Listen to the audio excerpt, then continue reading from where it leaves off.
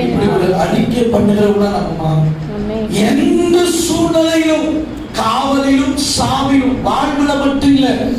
இன்னைக்கு நிறைய கிறிஸ்தவர்கள் நல்லா இருக்கும்போது சபை, கர்த்தர், ஊழியம் எல்லாம் செய்யறாங்க.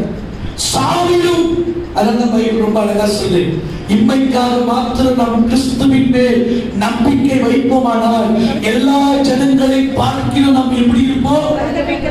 இம்மைக்காக மாத்திரம் கர்த்தரை தேடுகிற கூட்டம் ஒரு நாள் நிற்காது. அமைச்சர்கள எந்த பாடலிலும் நான் நிற்பேன், உபத்திரவத்திலும் நிற்பேன். அப்படிப்பட்ட ஒரு கூட்டமா மாறணும். இப்போ அடிச்ச போது பெட்டி விட்டுட்டான். இப்போ ஆசீர்வாதம் வரும்போது மட்டும் நான் கேட்கிறேன், நீங்க சபையை எந்த சூழ்நிலையில நாம பின்பற்றுவாங்க. நஷ்டம், கஷ்டம், நெருக்கம், நல்லா இருக்கும்போது மட்டும் கர்த்தரை துதிக்கிறது இல்லை. எந்த சூழ்நிலையில காவலிலும் துதிப்பேன், குடியில போட்டாலும் துதிப்பேன், அக்கினி ஜுவாலையில போட்டாலும் துதிப்பேன். எங்க விசுவாசம் ஒரு நாளும் ஒழிந்து போகாது ஆண்டவரே. அப்படி வைராக்கியம் உள்ளவர்களை தான் கர்த்தர் இந்த சபையில தேவை. அப்படி வைராக்கியம் உள்ள ஒரு கூட்டம் தான் ஆண்டவருக்கு தேவை.